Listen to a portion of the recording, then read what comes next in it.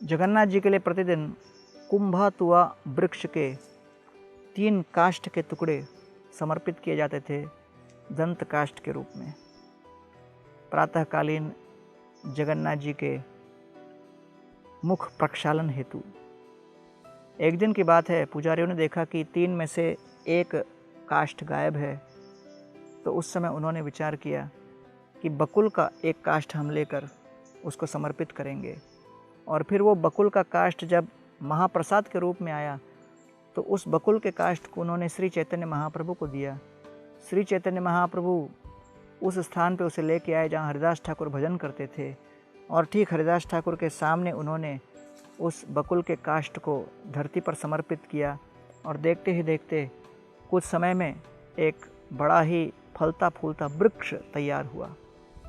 उस वृक्ष के आड़ में बैठकर श्रीपाद हरिदास ठाकुर, नामाचार्य हरिदास ठाकुर भजन किया करते थे।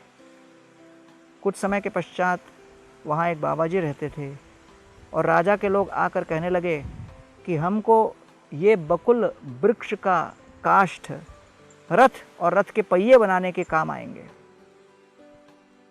तो उस समय वो बाबा जी ने उनको बताया कि ये श्री चैतन्य महाप्रभु के स्पर्श से उत्पन्न हुआ वृक्ष है, इसकी बड़ी ऐतिहासिक महिमा है वैष्णव समुदाय में।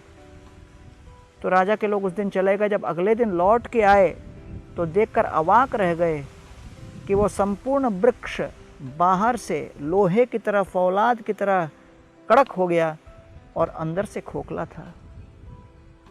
उसके इस रूप को देखकर राजा के लोग कहने लगे, ये तो हमारे कोई काम का नहीं, छोड़ो इसको। और उस बकुल वृक्ष को वहीं छोड़कर वो चले गए। तब से उस बकुल वृक्ष का नाम हो गया सिद्ध बकुल, अर्थात श्री चैतन्य महाप्रभु की सेवा में उस बकुल वृक्ष ने अपना तन मन धन समर्पित करके अपने आप को पूर्णतः महाप्रभु की सेवा में लगा दिया। पश्यदैतान महाभागान परस्यैकांत जीवितान वातवर्ष आतपहिमान सहंतो वारयंति न। भागवत में भगवान श्री कृष्ण वृक्षों की महिमा का गुणानुवाद करते हुए कहते हैं कि वृक्ष ऐसे हैं कि वो दूसरों के लिए अपना जीवन समर्पित करते हैं, लेकिन स्वयं कष्ट भुगतने के लिए तैयार रहते हैं।